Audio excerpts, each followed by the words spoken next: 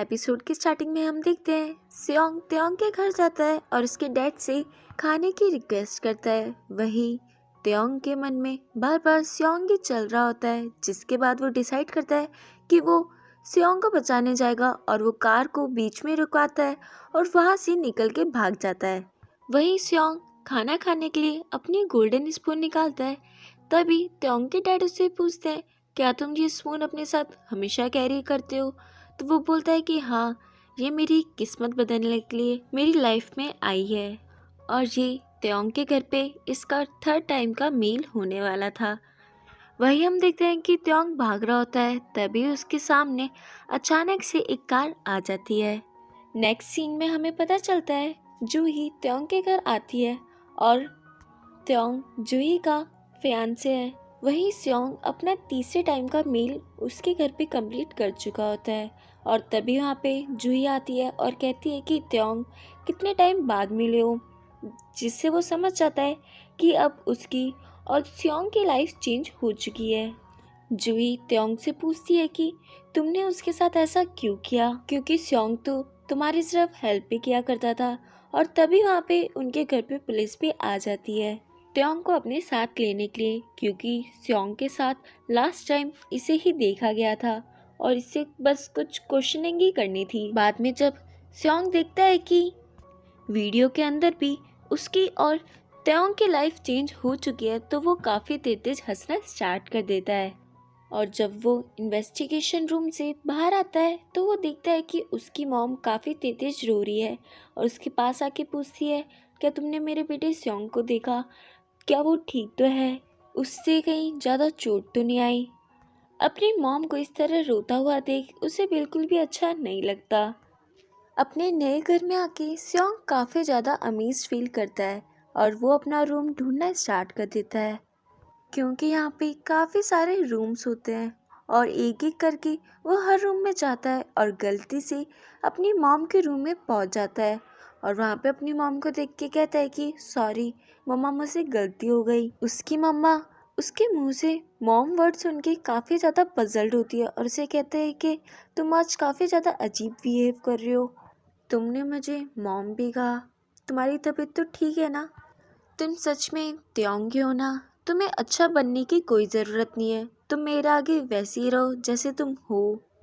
अपनी मॉम के रूम में से बाहर निकलने के बाद उसे उसका पीए मिल जाता है, जो उसे उसके रूम में छोड़ने में हेल्प करता है। अपने रूम में आकर उसे ऐसा लग रहा होता है जैसे वो किसी जन्नत में आ गया हो, क्योंकि वहाँ पर एक से बढ़कर एक लग्जरियस आइटम होते हैं और उसी की ही पोर्ट्रेट दीवार पे लगी होती है। तभी वो अपनी गोल्डन स्पून पे देखता है कि उस पे 30 लिखा हुआ है, जिसके बाद उसे ओल्ड लेडी की बात याद आ जाती है। वो कहती हैं कि तुम्हें 3 चांसेस मिलेंगे अपनी ओरिजिनल लाइफ के साथ स्विच करने के लिए। या तो तुम 1 महीने में स्विच कर सकते हो, या 1 साल में, या फिर 10 साल में। तुम अपना डिसीजन खुद ले सकते हो कि तुम कब अपने ओरिजिनल पेरेंट्स के पास जाना चाहते हो। तभी घड़ी में 12 बज जाते हैं और उसके स्पून पर 29 लिख जाता है, यानी इसके पास अब सिर्फ 29 डेज ही बचे हैं। सो नेक्स्ट मॉर्निंग हम देखते हैं इनके कॉलेज में सभी स्टूडेंट बात कर रहे होते हैं कि जूही का भाई बिल्कुल बेकार इंसान है, यानी जूही भी बिल्कुल अपने भाई पे ही गई होगी।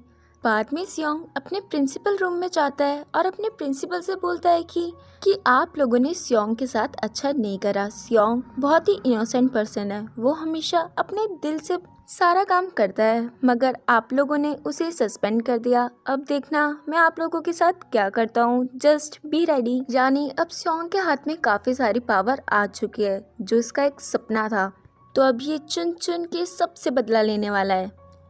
वहीं जंगून और उसके चमचे सियोंग के दोस्तों को परेशान कर रहे होते हैं, मगर तभी वहाँ पे सियोंग आ जाता है, जो अब त्योंग के रूप में है। और सियोंग को वहाँ देखकर जंगून काफ़ी ज़्यादा घबरा जाता है और उन्हें मारना बंद कर देता है, मगर सियोंग जंगून को मारना स्टार्ट कर देता है। ऐसे अब ये सबसे चुन चुन के बदला लेगा। तो टॉप पे आता है जंगून, क्योंकि जंगून ने इसे खूब ज़्यादा मारा था, जिसका पे बैक करना तो बनता ही है। बाद में हम देखते हैं ना जूही सियोंग को बोलती है कि मुझे तुमसे कुछ बात करनी है और उससे पूछती है कि मैंने तुम्हें स्योंग को पैसे देते हुए देखा था जब मैं अपनी पार्ट टाइम जॉब पे थी। तो स्योंग उससे पूछता है कि मुझे समझ नहीं आता कि यूबीएस टीवी की प्रेसिडेंट की बेटी को पार्ट टाइम जॉब करने की क्या ज़रूरत है। तो नाजू ही बोलती है कि ये मेरा टॉपिक नहीं है, मुझे बस तुमसे इतना कहना है कि तुम स्योंग को परेशान करना बंद कर दो। तो स्योंग उससे पूछता है कि तू उसके बारे में कब से इतना सोचने लग गई। तो जूही बोलती है कि क्योंकि वो तुम्हारे और मेरी तरह नहीं है, वो अपने पापा मम्मी के पैसों पे ऐश नहीं करता, वो काफ़ी ज़्यादा हार्ड वर्किंग पर्सन है। और स्योंग की तारीफ करके वहाँ से चली जाती है। जूही के वहाँ से जाने के बाद यूजिन वहाँ पे आती है और स्योंग को बोलती है कि क्या तुम्हें पता है जूही की वजह से मिडिल स्कूल के अंदर एक बच्ची की डेथ हो गई थी। पर वो सब छोड़ो, मैं तो अपनी बात करती हूँ। मुझे बहुत गुस्सा आया था जब तुमने मेरे को चीप बोला था। तो स्योंग सोचता है क्या त्योंग ने इसको चीप बोला था, मगर क्यों। जिसके बाद वो उसे सॉरी बोलता है और यूजिन बोलती है कि और तुमने मुझे किस करने का भी ट्राई किया था, तो चलो क्यों ना मैं ही तुम्हें किस कर देती हूँ। और उसे किस करके वहाँ से चली जाती है और स्योंग सोचता रह जाता है कि ये क्या लड़की है। वहीं हम देखते हैं कि त्योंग की तबीयत थोड़ी ख़राब होती है। तभी शार्प 7 o'clock पे उसकी आइज़ ओपन होती है और वो कहता है कि क्या टाइम हो गया, 7 बज गए, ये तो मेरा खाना खाने का टाइम है, मैं तो बिल्कुल भी लेट नहीं करता हूँ। मगर उसकी मम्मी उसे काम डाउन करा के सुला देती है। फिर हम देखते हैं स्योंग भी अपने घर पे डिनर करने जाता है। उसके डैड उसे बोलते हैं कि तुम लेट हो, तो वो उन्हें सॉरी बोलता है और वहाँ पे खाना खाने बैठ जाता है। तभी उसकी मन की आवाज़ हमें सुनाई देती है जहाँ वो बोलता है कि त्योंग के डैड त्योंग को बिल्कुल भी प्यार नहीं करते, बल्कि ये एक टाइम पे चलने वाले बंदे हैं जिनको सिर्फ एक ही चीज़ से प्यार है, जो है इनकी शोहरत, जिसकी सुबह फिक्स 4 बजे स्टार्ट होती है। ये दूसरों को अपनी जॉब पे से निकालने के लिए भी एक पल को भी नहीं सोचता। एक ही चीज़ है पूरी दुनिया में जो इन्हें खुश कर सकती है, वो है पैसा। बिना पैसे के तो ये किसी के लिए मुस्कुराए भी ना। वहीं त्योंग के डैड को अपने असिस्टेंट से पता चलता है कि इस वक्त त्योंग काफ़ी ज़्यादा पैसे उड़ा चुका है, जो जनरली वो कभी भी स्पेंड नहीं करता।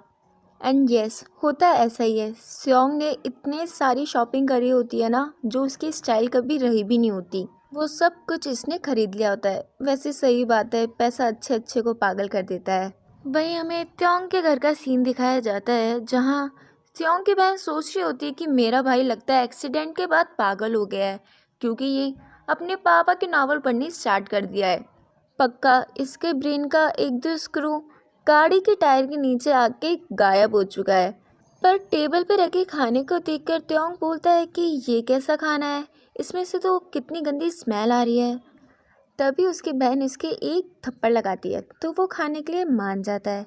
और खाना खाने के बाद वो इतना ज़्यादा खुश होता है और बोलता है कि वाह मम्मी, क्या खाना बनाया है, मैंने आज से पहले कभी भी इतना टेस्टी फूड नहीं खाया। तभी उनके दरवाजे पे कोई आता है और वो बोलता है कि ये सारा सामान त्योंग ने भिजवाया है और कहा है कि आप लोगों के लिए ये एक छोटा सा गिफ्ट है। बाद में हम देखते हैं कि स्योंग और त्योंग के डैड की मीटिंग चल रही होती है जहां वो अपने बेटे को बोलते हैं कि मुझे लगता है कि तुम्हें अपने पैसे इस तरह उड़ाने नहीं चाहिए, क्योंकि जो इंसान इस तरह पैसे उड़ाता है वो दुनिया पे कभी भी राज नहीं कर सकता, समझे। पर तभी वहाँ पे जूही और उनके डैड भी आ जाते हैं। तब स्योंग को पता चलता है कि जूही और त्योंग की एंगेजमेंट हो चुकी है। मगर वहाँ पे जूही बोलती है कि सॉरी बट मैं त्योंग से शादी नहीं कर सकती हूँ और वहाँ से उठकर चली जाती है। बाद में त्योंग की मॉम त्योंग के डैड को बोलती है कि जूही के भाई की रेपुटेशन मार्केट में बहुत ज़्यादा डाउन है और फिर भी आप अपनी बेटी की शादी उससे करवाने के लिए क्यों मान गए। बाद में स्योंग सीवी स्टोर में जाता है जूही से मिलने। जूही से बोलती है अगर तुम शादी के बारे में बात करने आए हो तो प्लीज़ मुझे तुमसे कुछ भी बात नहीं करनी है और मैं चाहती हूँ कि तुम भी इस शादी को तुड़वाने में मेरी हेल्प करो। और तभी वहाँ पर एक कस्टमर आता है जो काफ़ी ज़्यादा ड्रिंक किया हुआ होता है और तभी वो वहाँ पे वॉमिट कर देता है, जिसके बाद स्योंग उसे साफ करने में जूही की हेल्प करता है। ये देख के जूही काफ़ी ज़्यादा अमेज फील करती है, क्योंकि ये अमीर ज़ादों का बेटा था जिसके घर में काफ़ी सारी मेड्स होती हैं, तो ये सारा काम इतने अच्छे से कैसे कर सकता है। जिसके बाद वो उससे पूछती है क्या तुम सच में त्योंगी हो, क्योंकि मैंने तुम्हें कभी भी इस तरह काम करते हुए नहीं देखा। और बातचीत में उनकी थोड़ी बहुत बहस भी स्टार्ट हो जाती है। तभी जूही का पैर एक पत्थर से टकराता है और वो गिरने वाली होती है, मगर स्योंग उसे संभाल लेता है एंड डना थोड़ा सा रोमांचक माहौल बन जाता है। जिसके बाद जूही अपने घर पहुंचती है तो उसका भाई उस पर चिल्लाना स्टार्ट कर देता है और कहता है कि तू अपने आप को समझती क्या है जो तूने एंगेजमेंट कैंसिल कर दी। वो उसे मारने वाला ही होता है। तभी वहाँ पे जूही के डैड आ जाते हैं और उससे बोलते हैं कि तुम बिल्कुल अपनी माँ पे गई हो, कंप्लीट यूजलेस। अगर तुम नाग फैमिली की बेटी नहीं होती तो आज तुम्हारी कुछ भी औकात नहीं होती, समझी। नेक्स्ट सीन में हम देखते हैं जंगून के डैड जंगून को काफ़ी तेज पीट रहे होते हैं क्योंकि जंगून ने पेपर में चीटिंग करी थी। ये चीज़ जंगून के डैड को बिल्कुल भी पसंद नहीं होती है। अपने पापा से इतनी ज़्यादा पिटाई खाने के बाद जंगून बोलता है कि स्योंग मैं तुझे छोड़ूंगा नहीं। फिर हमें दिखाया जाता है कि स्योंग की मॉम स्योंग के पास आती है और इसे सैम्पल क्वेश्चन पेपर की कुछ नोट्स लेके जाती है और कहती है कि इन्हें रख लो और अच्छे से पढ़ाई करना। उनके वहाँ से जाने के बाद वो देखता है कि ये त्योंग की रियल मॉम नहीं है। जिसके बाद उसे वहाँ पे नाचूही की कुछ फ़ोटोज़ भी मिलती हैं। जिसके बाद उसे लगता है कि त्योंग शायद नाचूही को पसंद करता है। नेक्स्ट हम देखते हैं त्योंग अपने घर से स्कूल के लिए जा रहा होता है। तभी उसके पीछे से उसके पापा उसे बोलते हैं कि बेटा रुको, ये कुछ पैसे हैं, इन्हें रख लो। मुझे पता है तुमने काफ़ी टाइम से अपने दोस्तों के साथ एंजॉय नहीं किया है, तो चलो अपने दोस्तों के साथ अच्छे से एंजॉय करना। और उसको वहाँ से जाता हुआ देख बोलते हैं कि आई एम सॉरी बेटा, मैं शायद एक अच्छा बाप नहीं बन पाया। और वहाँ पे उन्हें एक पैम्पलेट भी दिखती है जिसके ऊपर कंस्ट्रक्शन वर्कफोर्स का रिक्वायरमेंट थी। नेक्स्ट सीन में हम देखते हैं स्योंग की मॉम स्योंग के पास जाती है और कहती है कि तुमने हमें जितने भी गिफ्ट दिए थे वो सारे तुम वापस ले लो, हम उनमें से एक भी गिफ्ट नहीं ले सकते हैं और हो सके तो प्लीज़ मेरे बेटे से दूर ही रहना। ये देखकर स्योंग को बिल्कुल भी अच्छा नहीं लगता है क्योंकि अमीर बनने के चक्कर में वो अपने पेरेंट्स को खो चुका है। नेक्स्ट डे त्योंग को त्योंग के दोस्त मैसेज दिखाते हैं और कहते हैं कि हमें स्योंग ने उसके बर्थडे पार्टी में इनवाइट किया है, क्या तुझे भी किया है? तो वो मना कर देता है। बाद में नाजुही और त्योंग बैठ के बातें कर रहे होते हैं। तभी बातों बातों में नाजुही उससे बोलती है क्या तुम्हें याद है अपन दोनों सीवी स्टोर में काम करते थे? ये सुन के वो बोलता था अपन लोग कब सीवी स्टोर में काम करते थे? तो नाजुही उसको पूछती है क्या तुम बीमार हो? तो वो बोलता है कि अपन दोनों डेट कर रहे हैं, क्योंकि इसे अभी अपनी लाइफ के बारे में कुछ भी याद नहीं होता है। तभी वहाँ पे जंगून आता है और कहता है कि मुझे स्योंग से बात करनी है और स्योंग को अपने घर लेकर जाता है और कहता है कि ये तुम्हारा फर्स्ट टाइम नहीं है जब तुम मेरे घर पे आए हो, तो ऐसे घूर घूर के क्या देख रहे हो? तभी वो बोलता है कि तुम्हारे पापा का टेस्ट काफ़ी ज़्यादा चीप है। जंगून उसे शांत रहने के लिए बोलता है तो बोलता है तू मुझे यहाँ पे लाया क्यों है, क्या तू मुझे बताएगा? तो वो बोलता है कि बेसिकली मैं तुझे यहाँ पे पीटने के लिए लाया हूँ क्योंकि तेरी वजह से मेरे पेरेंट्स को पता चल गया है कि मैं पेपर में चीटिंग करता था। और वो अपने पापा की एक राइफल त्योंग की तरफ पॉइंट करता है एंड ढक एपिसोड ख़त्म। मिलते हैं नेक्स्ट एपिसोड में, तब